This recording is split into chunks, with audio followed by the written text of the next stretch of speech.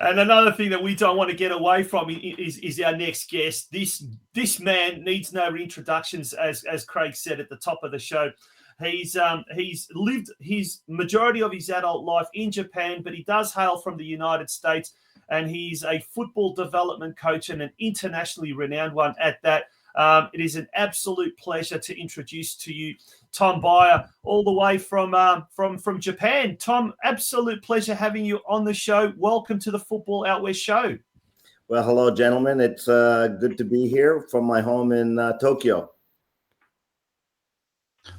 Good evening, Tom, and thanks for joining us. Really looking forward to a really good insight into your journey as a coach, from your early days to where you are now. Something I will say to you is, as Tom was saying to us earlier on today, that he's 61 years old, and he certainly doesn't look 61. I've had a tough cake around me. I must have. So look, be happy if I look good like that at 51. Yeah, what's the secret? Yeah, absolutely. Maybe it might be the Asian Japanese lifestyle. Maybe it's the fresh fish and the sushi. And I mean, Japan's a great place. I've been living here for 35. I think I'm going on 36 years. And I just found it's really my first home now, more than even the United States is. But if anybody who's ever visited here, they know, because it's pretty easy to fall in love with this place. Very good. Now, who wants to go? Who's going first? Do you want me to go first? Yeah, Tom. Look, tell us a little bit about your footballing journey. I guess starting from the early days. Now, I've got a little thing here that you started your soccer career or football career at high school, where you were named Mid-Hudson Player of the Year. Now, is that like a regional area, or is that sort of like tell us a bit more about it? It sounds like New York City to me. Yeah, well, actually, so I was born in the Bronx in New York City, and my dad was in law enforcement and got appointed as a police chief in upstate New York. So I lived and played up in upstate New York, which is about an hour and a half, 2 hours north of New York City. Back in the day, I mean, this is when the North American Soccer League with Pelé, with Johan Cruyff, with George Best, Eusebio. I mean, some of the all-time greats had just started to come to America. This was during the 1970s boom, so to kind of date myself. So I was very fortunate because we had the New York Cosmos there and Pelé. So that had a massive influence for me, for my love of the game. So yeah, I played in upstate New York, and then I went to a community college in my area as well, which is actually a national perennial powerhouse back in the day. They were national champions. And then I took a year off from junior college, and I spent a year in England. And I played in what was used to called the Ipswich-Suffolk League with a team called Leiston FC. And then I came back to the States, and then I went to the University of South Florida, and I had a scholarship, played there.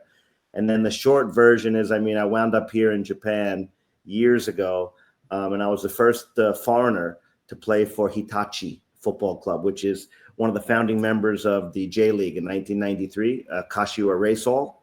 So I always joke around and say that I was the first foreigner to play for Hitachi, but then the second or third foreigner was Kareka. And trust me, there's a big gap between my level and Kareka's level.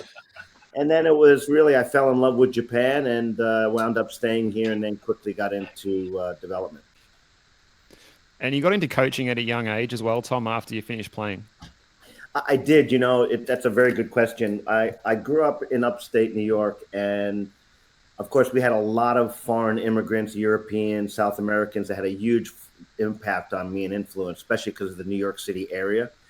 And even the coaches that I had were all foreigners or expats from Europe.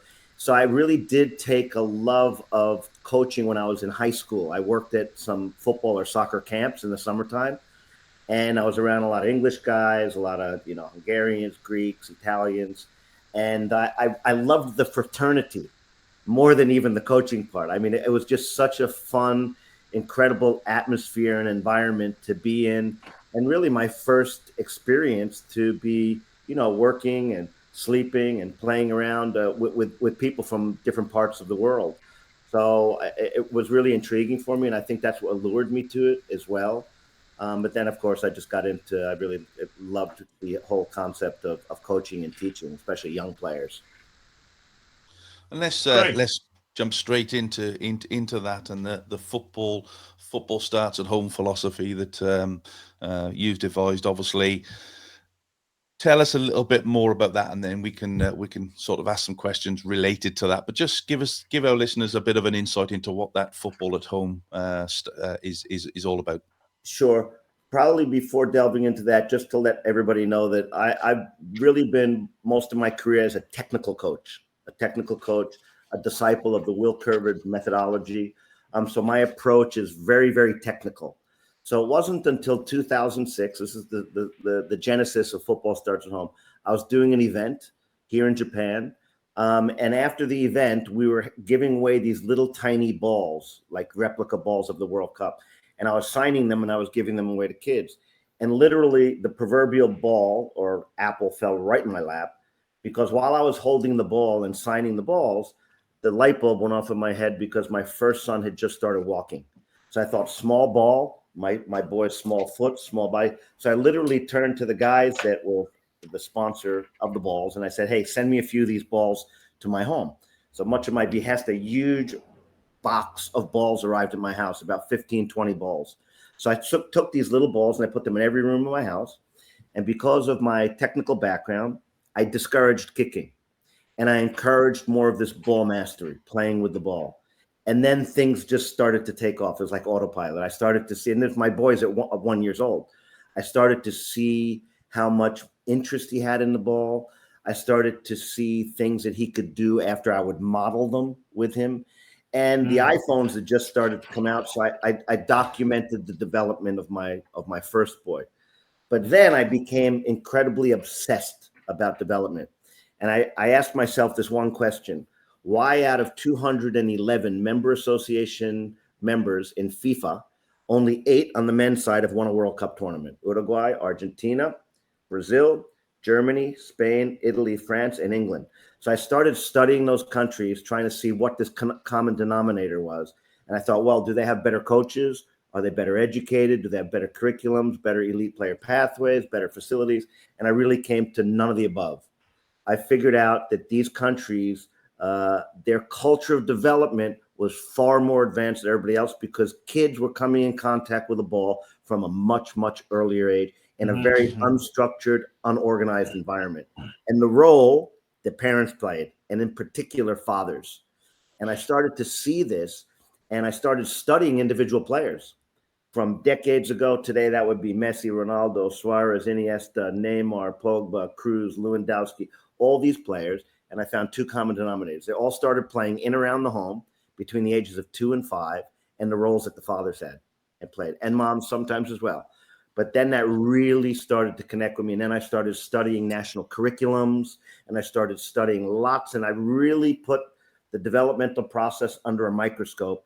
And I started realizing that the entry level to our sport, when I say entry level, 6 years of age, usually, before you join an organized team, the best countries in the world, they win the battle at the entry level. The rest of the world believes the battle's at the elite level, and they're throwing millions and millions of dollars at the elite level, thinking they're going to close that gap. And they very rarely do. So my whole philosophy now is, and I've worked at every level. I've been blessed. I've worked at every level you can imagine. At the entry level, you've got the competitive level. That's when a kid crosses over the line into organized play. And then you have the elite level. Well, I've got experience at all those. And I can tell you now, and I'm willing to die on that hill battling it, is that the entry level is by far the most important phase of development for football development. There's no doubt about it. And if you get Tom, that right, there's a lot of things in a positive way that manifest. Now, that's an interesting point that you make about that entry level. And you come from a country, United States, we're obviously from Australia, and now you're based in Japan. And sort of the common denominator there is that football, our football, isn't the main sport in each of those countries. So obviously, at that entry level, kids are going to, and because of their parents, they're going to have a lot of other, let's call them distractions. How important is that? Or how have you found that to be so different to, say, those 3 countries as opposed to those traditional powerhouses that you did mention who have won the World Cup? Yeah, I mean, if you look at, of course, America is a multi-sport country.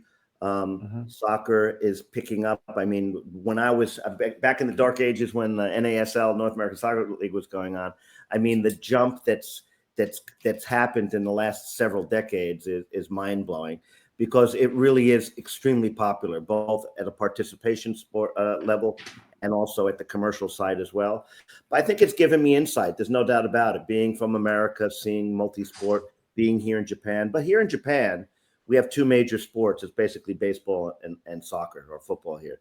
And football's massive here. I mean, it's huge. Especially we've got 55 professional clubs. You know, you guys were just talking about the lack of stadiums and facilities. Well, imagine a little island like Japan that has 55 professional clubs, promotion, relegation. We've got more than enough stadiums everywhere. But, you know, the biggest really differentiation between all of these countries is culture. Culture rules. And a strategy in the absence of culture will get you nowhere. And I can't help but think that a lot of countries do not get the culture piece right. And they spend so much money. They believe that it's about bringing the foreign expert from Europe to hold the hand and bring the methodologies on how to teach and coach. The other thing, too, is that if you look at coaches' education, there's been false beliefs that have just been going around for just decades and decades. And what I want to point out about is that most of the coaches' education has come from Europe, originally from Germany, from England, from Holland, and most of the export of curricula has been based around tactics, formation, systems, and the belief was that there was no technical deficit. So this whole concept of just let them play, just roll the ball out, the ball's the teacher. Yeah, that works with kids that are already technically competent with the ball at their feet. Doesn't work with most. And that has not changed. When you look at the curriculums of most countries in the world, the first time that a child comes on the radar screen of a national body is between the ages of 6 and 9. They call it the discovery phase. And they build the characteristics: clumsy, lacks motor skills, short attention span. So play fun games related to football. Well, again, like I say, when you look at those countries that have this endless amount of assembly line of players that are really, really good, they've won that battle at the entry level. They don't have better facilities. They don't have better coaching. They don't have better curriculum. They just have a foundation that's so strong. And the only way to make the best players better is by making the least developed players better. That's what closes that gap.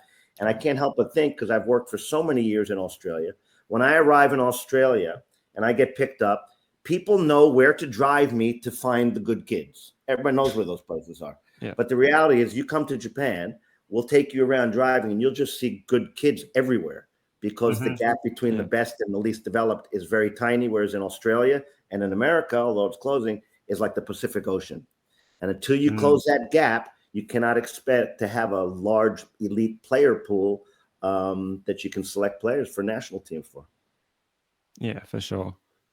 Just going back to Japan, if you go back 15 years, maybe the start of the J League, Japan weren't in World Cups. They didn't have 55 professional football clubs. How did all that start? Because obviously there's been a meteoric rise, I suppose you can call it, in Asian football, certainly in Asia, around the Japanese, the J League, the technical ability of some of those players, as I was talking to you earlier on, is phenomenal. You know, we've got Kevin Muscat, who's now with Yokohama. You know, talk about infrastructure of clubs. The other Yokohama team that were playing yesterday had a fantastic little stadium. It wasn't 50,000 people there, but it was enough to. So what's been the big change within Japan over that period of time? Sure. Well, Japan first qualified for their first World Cup was in '98. They just missed out. They should have gone to '94. So they really should have gone to that cycle, but they missed out. But Japan football's been very, very, very popular here, and there's been a very good infrastructure. There's been an industrial league here. All of the J League clubs are still owned by the same owners of the old JFL, which is the Japan Football League. So they're owned by these massive Nissan, Yamaha, Hitachi, Toyota, Panasonic. You've got massive organizations. The difference is that it became much more professional. when the J League was started in 1993. And the influx, we always had foreign players playing here, but then the influx of bringing that first wave of players that came, Zico, Litbarski, Stojkovic, even Gary Lineker. I mean, that really supercharged the whole kind of, brought it onto the scene even more.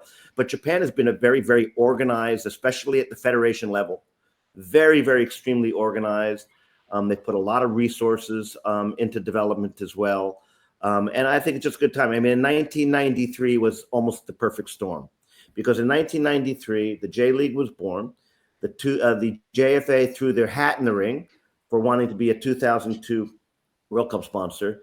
And then even on a personal level, that was the year that we launched the Curver brand here in Japan. And today, although I'm not a part, and I don't claim to represent Curver, but I was the original guy who introduced it to Japan back in 1993. Today, we have 120 of those schools are all over Japan, with over 25,000 players are in it, full-time staff of 200 coaches, about 200 part-timers. And some of the players that have come from that are a lot of the players are playing for the Japan national team. You've got the boy Minamino who plays for Liverpool. You got the boy Kubo that plays over at Real Madrid, who's lined out to Mallorca. We've got players everywhere, especially on the women's side as well. So, and it's not just the schools. It's just that we were able, at least again, I'm speaking from a personal standpoint. I was casted on Japan's #1 television show from 1998, every single weekday morning, where I had a captive audience of 5 million households every day for 14 years. And all I did was I presented a 1-minute, 2-minute technical 1-point lesson. That coupled with having 2 full pages in Japan's #1 comic book, 1.3 million copies per month, okay, for 14 years, and having done over 2,000. So technical football skills are at the core at the entry level here in Japan. Yeah. And you see that because you see the characteristics, everybody would agree, of Japanese players, whether it's on the men's or the women's side, they're very good technically. Now, technique is not everything, of course, but without it, it's very hard to build the other pillars of the game. And Japan, we have just a conveyor belt of players. I hear about players who came from our school that I didn't even know were our players. I just heard about it. The captain of Stuttgart, Endo Wataru, the captain, and he was at our schools for 6 years. I mean, when you've got you've got different organizations and they're moving in the same direction, the J League, the JFA, and all the state associations who are in charge of grassroots development, we all play from the same sheet of music, playing the same songs. So that's a very kind of unique characteristic of Japan. Now, Tom, you did speak a lot about the corporate side of things and the business side of things. And when we talk about modern football, and I suppose when we talk about Japan and football, a lot of it is the business of football. Now, in the early 90s, upon your retirement, you've approached organizations such as Nestle and Fuji. And Fuji was in 1993 when you were launching the Curver program. Tell us a bit about how you went about approaching such massive organizations to get backing for some of your football programs. And was it something that you just did it out on a whim, or did you have some sort of assistance or business coaching, or how did you what was your vision when you approached these guys? Yeah, it's a great question. And I call it kind of the football ecosystem. And that's probably where I've been able to kind of leverage the best, because I understand that football ecosystem. I understand. I went to Nestle and I pitched the idea of doing this national football or soccer clinic program, going around Japan, just doing these fun events. And that was back in 1988, and it started in 1989. I walked into a meeting with Nestle. Actually, I'll tell you, this is a great story. It's a great business story for anybody. I was doing an event. Back in those days, I couldn't speak any Japanese, whereas now I'm quite fluent. I do everything in Japanese. I would basically go around and I would volunteer to coach for anybody that would listen to me back in those days. I just wanted to apply my skills. I just wanted to get out and just experiment. I was invited to an international school down in Kobe called the Canadian Academy. I went down there, long story short, mostly Western kids. I asked one kid out of the whole group. I said, hey, How long you been here in Japan? A couple of years. What does your dad do? Oh, he works for Nestle. That was it. I got on a train, 3 hours, went back to Tokyo. Next day, I opened up a newspaper and I saw that Nestle, a brand, Milo, which is originated out of Australia, believe it or not, Australia was the one who, Australia Nestle created the Milo brand. So I saw that they were having this international tournament. I literally got the phone book and I called to the school. And back in those days, believe it or not, they would actually give you phone numbers to people. And I said, hey, to the coach, I said, listen, there was a kid that I asked, what does his dad do? And he said he worked for Nestle. I said, do you know who he is? Oh, yeah, that's the Yost family. I called in the evening and the little kid answered the phone, this little 10-year-old. I said, hi, this is Tom Byer, blah, blah, blah. Hey, didn't you tell me your dad works for Nestle? He goes, yeah. I go, well, what does he do? He goes, he's the president. And so I got on the phone. This is a true story. Alan Yost is the guy's name. He told me, he said to me, and the headquarters is in Kobe, but the Milo brand was being managed out of an office in Tokyo. Long story short, he gave me the name and I set up a meeting with the Japanese manager of the brand. I walked in with another guy and literally walked out of that meeting in 1988, having agreed to do 50 events in Japan starting in 1989. I had no idea how I was going to do that. And I walked out. And then what I did was I basically found people who could do the things that I couldn't do. I couldn't speak good Japanese. I found like one of the only guys who was bilingual, spoke English, Japanese. He was a former player. I didn't have a network. So how can I go around and gather people? One of my buddies, former national team star, I brought him in.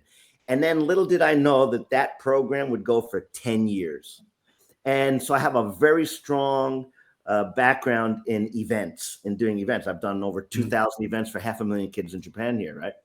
So things just started to move along, and I started realizing that brands cared more about the quantity than the quality. They're just not numbers crunch. How much is it going to cost us? Oh, how many people are going to come? And that's how it worked.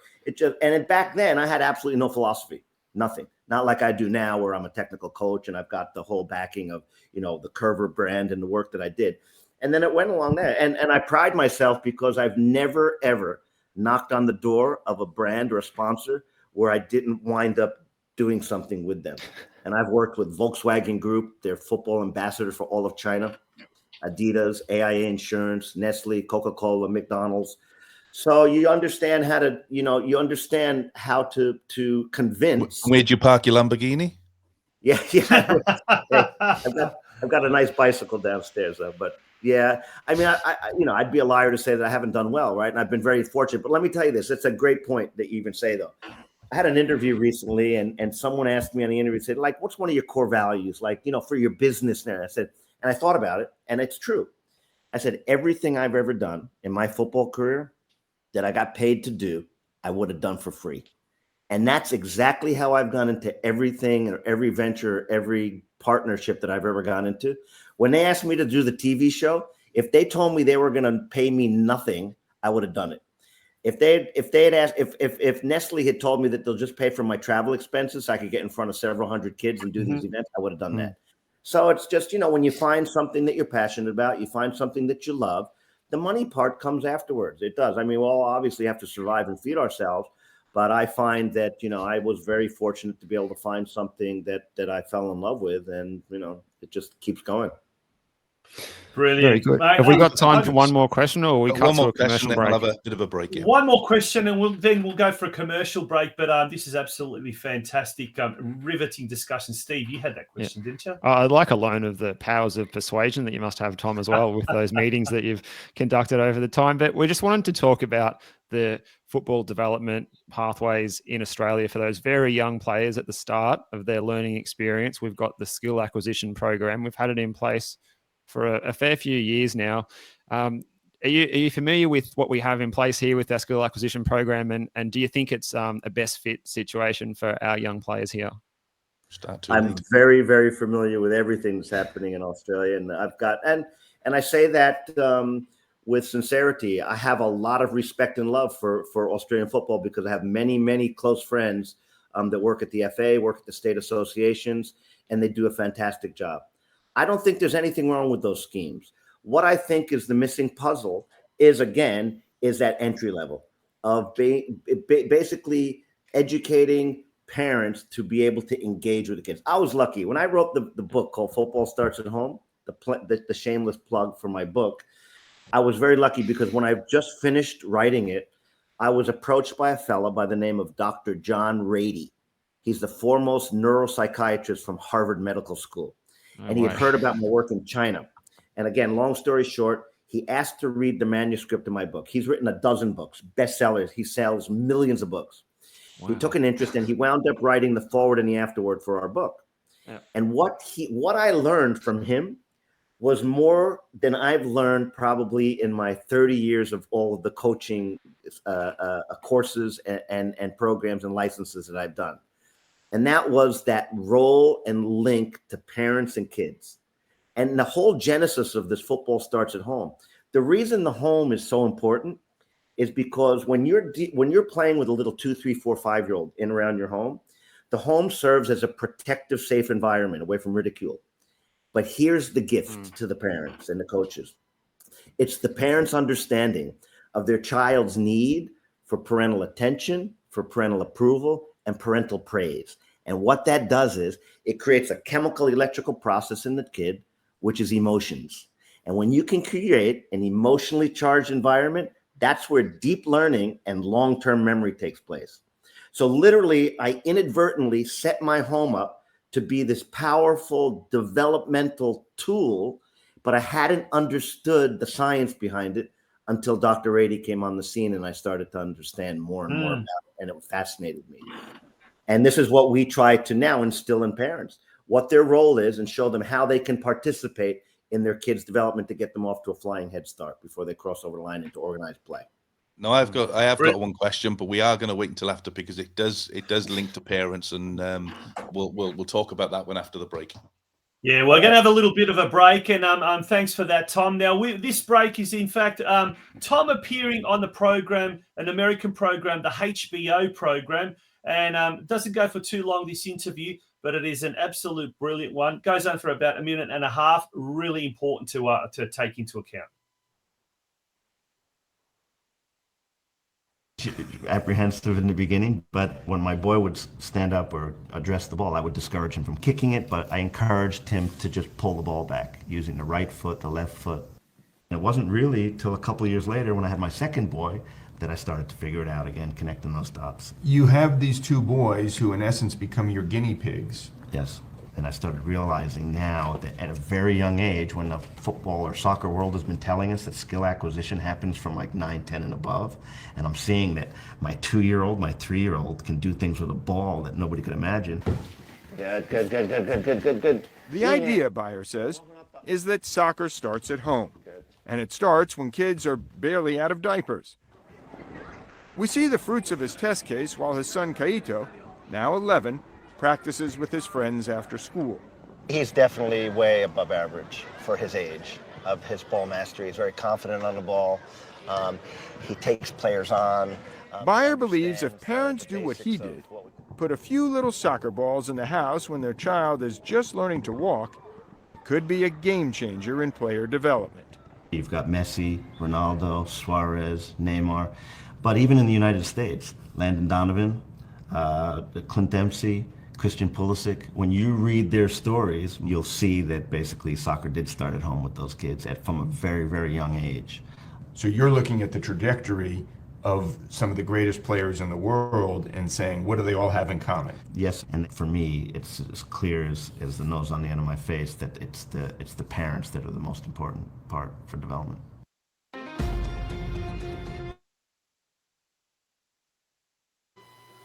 Welcome back to the Football Out West show. It is a riveting discussion that we are having with our international guest, world-renowned football development coach Tom Byer. Before the break, Craig, you were about to launch with the question, so it's over to you, mate. Yeah, and just listening to that again there. As a football worldwide, Tom, this is not aimed at anybody in Australia, but football-wide, having come from the UK, it would be no different. Are parents too pushy, too early for their son to be the next Ronaldo, Messi, Xavi, instead of actually helping them to become that person in the initial stages? Do we want them to be professional football players at 6, 7 years old, when the reality is I've never seen anybody sign a professional contract at 6 years old? I have conversations now with players who are 14, 15, wanting to be in the senior team of an NPL club. And I'm saying, well, you're 14 years old. I've not seen a player playing in that standard. So are we as parents, are we too pushy that way rather than trying to help them develop the core learning skills first? Like you would with school, I suppose. You sit there with learning the alphabet at 2 years old. Isn't it the same? Yeah, I mean, in every country in the world, you're always going to find the extreme, right? You're going to find parents, and not just in football. It could be in tennis. It could be in any sport. So yeah, of course. And the whole thing is, we're not talking about using football starts at home as a pathway to become a professional player. What we're trying to do is just show that in most of the more developed countries in the world, kids get off to a much more high flying head start. One of the problems you have in countries like America and Australia is that the retention rates are terrible. In America, 38.5% of kids who play football in America quit by the age of 7, and another 50% quit by the age of 10. Massive drop off. And you've got alarming numbers like that, I would imagine, also in Australia. Now, here's the really interesting thing about our program. And this is another reason of why I'm working with several universities that are conducting research around our program. Stanford University, professors from Harvard, University of North Carolina, University of Michigan, University of Houston. Because you know what ball mastery is actually teaching? Ball mastery is teaching a child the skill of how to pay attention. And when you teach a little 2, 3, 4, 5-year-old focused attention, you turn on, and only then you turn on the powerful learning switch. Okay. So that has implications into cognitive, emotional, social, and physical skills. So we actually have research that's wrapped around what we're doing right now, where we're studying hundreds and hundreds of little children and figuring out that these kids that are basically involved in these football starts at home, this program with ball mastery, it makes them better thinkers. They're more focused. They have better concentration. They have less discipline. This is research, man. I mean, so this is fascinating. And this is the reason why these academic institutions have caught on to our program. So what we try to do is with families is we engage. We're much more stronger on the non-footballing side than we are on the footballing side. So, for example, here's another one. Ages from 3 to 5 is the most difficult time for most men to bond with a child. It's very awkward for them. They don't know what to do. They don't know how to handle a small child like that. So we use football as a tool. That's all we're doing. We're using football as a tool to shine a bright light. Here's another one. Getting parents active in football development. It's the same as education. If you see a child who does well academically, there's always a culture at home that values education. It's the same with football too. So there's a lot of these anecdotal things. So we have a very robust program in Houston. Houston in Texas is the epicenter for football starts at home. The Houston Dynamo, the professional club, together with the University of Houston. The University of Houston has a physical building, and outside the door, it says Houston Dynamo / soccer starts at home research laboratory. That's all they do is they're studying it. So we try to, it's a good question because that is a concern. But what we find is no, it's got much more upside of getting a father and parents active with their children. And there's a feedback loop too, because what we're doing is we work in schools as well. So there's a soccer starts at home. There's a program in the school, and that's a feedback loop. So what's happening here is getting reemphasized again here, and it's a feedback. So, I mean, there's so many things we could talk about here, and you can see I'm pretty passionate about this. But absolutely. Now, Craig, I don't know if you can relate to this, but when Tom was talking about that father-son bonding thing, I can, from personal experience, relate to that. My little boy was about 3, 4. He was a mummy's boy, still is. But it wasn't until he actually started kicking a soccer ball and playing soccer that I actually felt that there was a connection starting to develop there. But I've never bonded with my son. That's We why try I and asked keep the we question. try and keep it far away from one another as we One can. day. Poor Morgan or poor Craig, I don't know. But Josip Lončanić, who's a renowned educator and a soccer coach here in the Western Suburbs, who is tuning in tonight, and he just during the week was announced as Calder United's under-19s head coach, and he's also the co-developer of Keilor Downs College's football program, very renowned. And he makes a really good point. He goes, brilliant guest. As a parent, you can make it fun time with your children, just playing with the ball. Get them to learn how to count every time they roll the ball back and forward. Teach them to spell letters with the ball and the hidden learning. And that's coming from an educator, as you say, Tom. So we really underestimate the power of football. And we always say, I mean, now we're talking just about boys, but it doesn't matter. Girls can be the same. Boys really love their balls from a young age, and football being so simple. It's just such a simple concept. Roll the ball, kick the ball. Even if you can't walk, you know, kids are going to try and do that. Incorporating the educational elements of it. Is enough being done in our schools, or school soccer in schools and things like that? And how can, whether it's the A-League clubs, whether it's private operators, how can this be expanded on to incorporate more of that educational element into it? Yes, that's a great point. And here's one of the things. I just did a presentation even for FIFA, where I did a football starts on present. And here's the reality. Football alone cannot stand on its own 2 feet. And what I mean is I can't go into a room of several hundred parents and on just football presentation alone, convince those parents to put their kids into a football program. But I can get into a room with several hundred families, because I've done it, and I can convince them, or I have a much, much better likelihood to convince them by talking about more of the off-the-ball football things like the cognitive, the emotional, the social. Here's the beautiful thing about ball mastery. The part of the brain that's responsible for ball mastery is called the cerebellum, okay?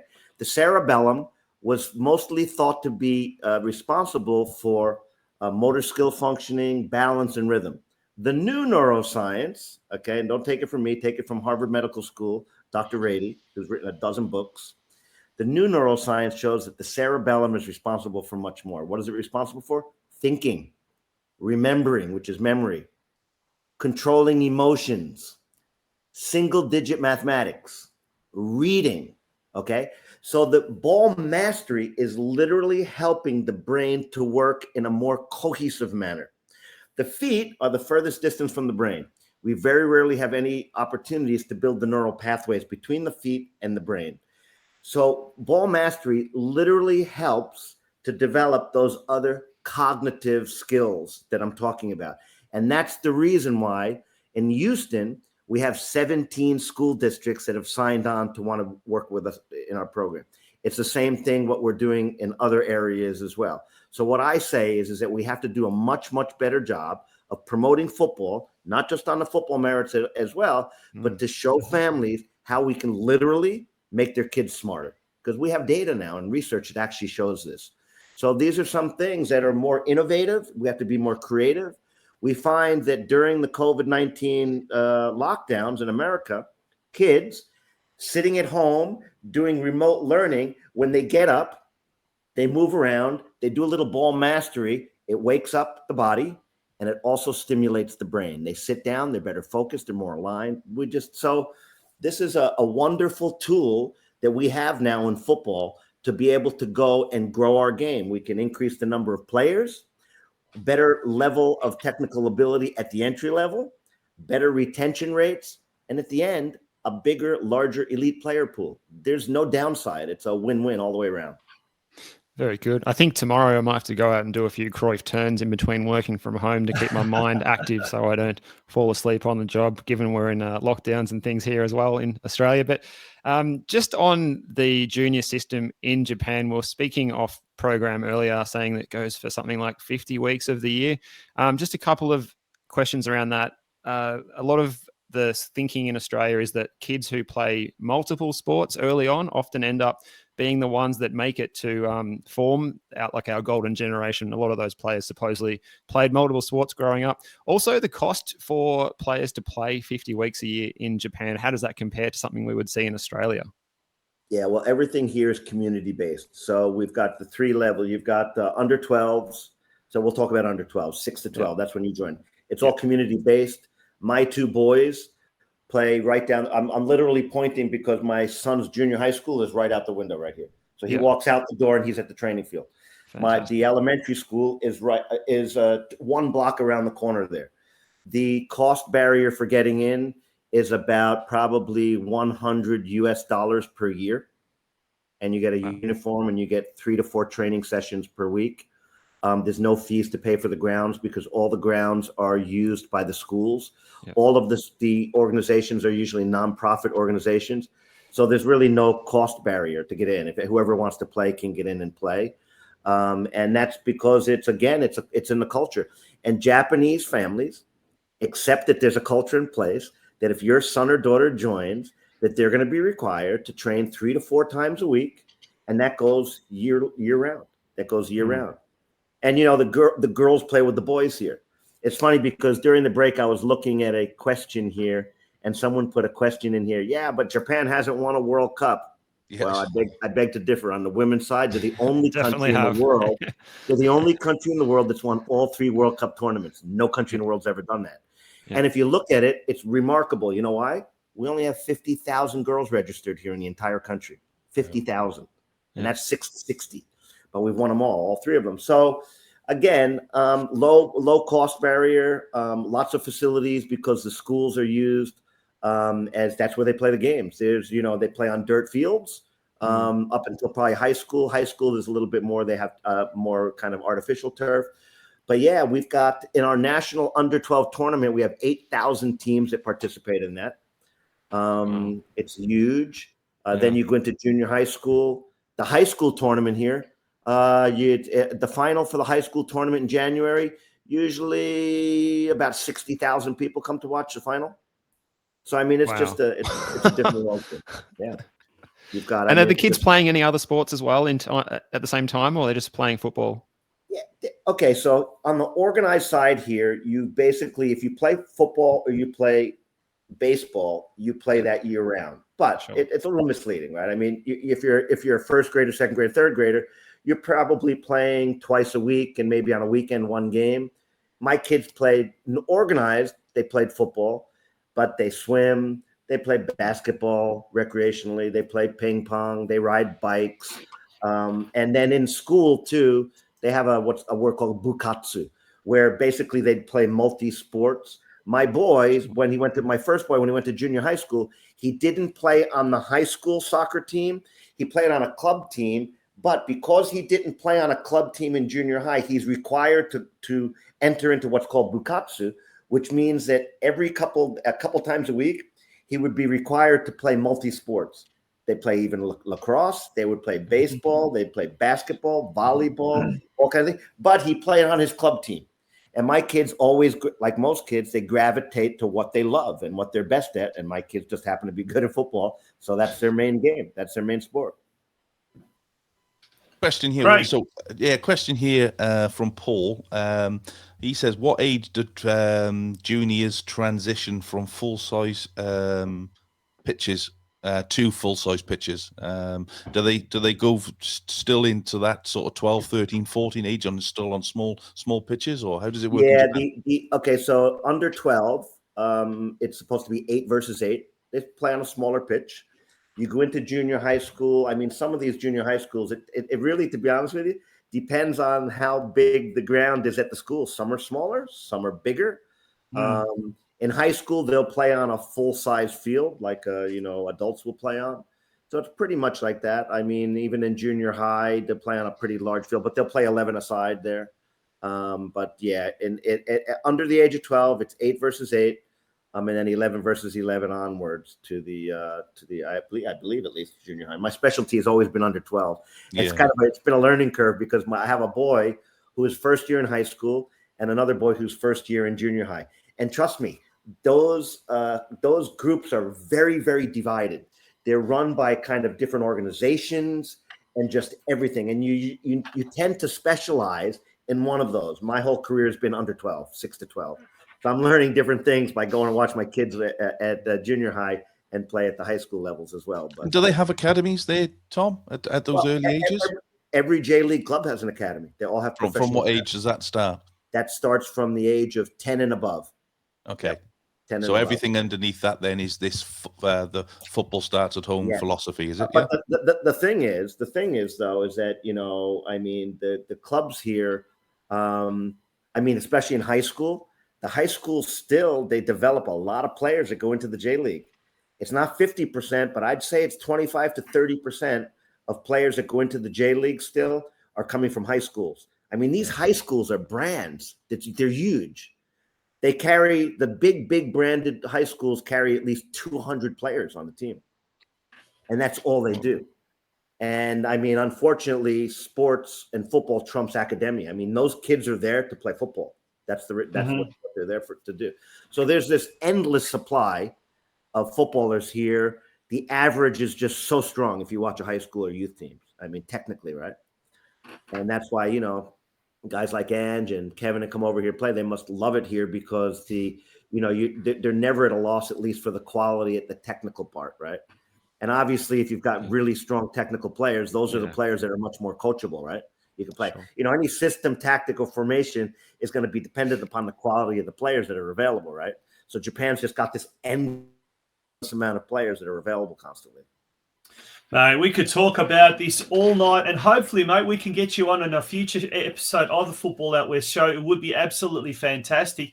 But where to now for people who are interested? You've got an online presentation with the Soccer Stars at Home coming up this week. Tell us a bit more about that, and also your book as well. That's available online via your website. So do tell us a little bit more about how people can find out more about this innovative program.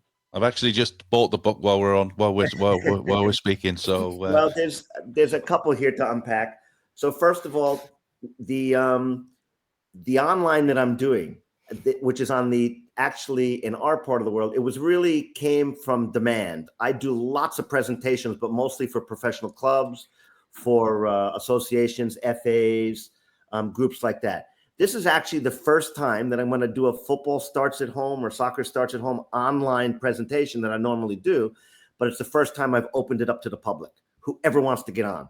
It's mainly focused on the American market, but we've got people from all over the world, and we've got 350 people signed up in the first 2 days to do it. It's going to be on the 30th of next week, the 30th, and it would be at 10 o'clock in the morning Australian time, 9 o'clock in the morning my time, and 8 o'clock in the evening in America. So that's why I'm doing that. I just only because I had it for demand. People are asking, well, you know, we'd like to see the presentation, so I'm doing that. The book, you can buy the book it's a very long word, Soccer Starts at Home book.com. And that's where you can get right there. You guys are very, very professional. I love the preparedness that you guys have come up with. I gotta say, hey, I'm not just saying that to trust me. I do a lot of these. I do unbelievable amounts of interviews. You guys are doing unbelievable stuff, man. So yeah, so the book is here. And then, you know, if you want to really check something cool out, check out HoustonDynamo.com and then /. If you can type it in, bring it up. Soccer Starts at Home. So that's Houston Dynamo. There it is, man. And there is so much information there. Yeah. There's like 6 different buttons. You've got over 20 videos, ball mastery videos. You've got a parent's checklist. You've got our schools program is on there. You've got an A to Z of what is the philosophy. It's all there, man. It's all there. Everything's there, free of charge. You just got to take time out to search and find it. Well, we've certainly done our homework, and in the comments section, there's a plethora of links there. SoccerStartsAtHomeBook.com. It is $18 for a book. Now, I'm not sure, is that US dollars or Australian dollars? Either way, very good value for money.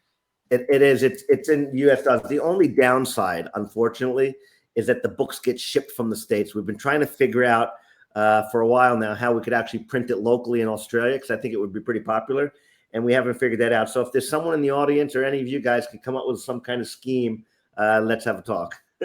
Santino Mamone, he's got a lot of American friends, and he's the man in the know. He's about to put on KO, so he's had enough of us, you reckon? But I'm sure Juve's kicking off now. Is that what it is? It is Juve absolutely 100%. Tom, thank you so much. Absolutely, it has been an enthralling discussion. We really, really thank you so much for being a part of tonight's show. Gentlemen, any last questions for our guest? Craig, first to you. No, just for me, we'll get the link and we'll pop the link up for the forum that you're doing at the end of this week, Tom. So anybody that wants to register, get on there. I think you said in your post this week you've got well over 300 people on it now. Is that correct? Yeah, we've got about 350 signed up. I think we're pushing 400. And we can accommodate 500. Fantastic. So get your there's a link popped up in the comment section. Yeah, there we go. So it's already in there. But no, listen, Tom. Thanks very much for coming on. Really appreciate your time. Although you did scare me earlier on the week when you did say it was 6:30 in the morning, and I'd wondered what I'd done. But we got our time right. But really appreciate you coming on. I think it's fantastic to see how other people. We all think as a coach, we all think we know it all. But the reality is we know very, very little. And the more that we can use other people's experiences, around the world to help our young kids to be the best that they can, then the more we should be doing of these things. So really appreciate your time this evening. Yeah, my pleasure. Good on you, Tom.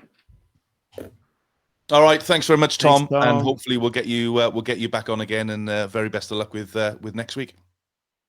That's Tom Byers, who's joined us all the way from Japan. Fantastic guest, guys. It was an absolute pleasure chatting to that man, and I'm sure that our viewers will have appreciated that. But geez, we had a really good show tonight, gents. Wow,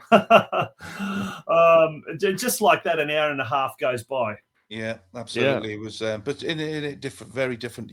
We talk about development, and I'm one of those coaches that spend a lot of time with that 12 to 16 years age group, and the reality is, we're trying to teach technical things to those guys, when the reality is it starts a lot earlier. And even our SAP program, it's what is it, 9 to 12 years old, isn't it? The SAP probably should start.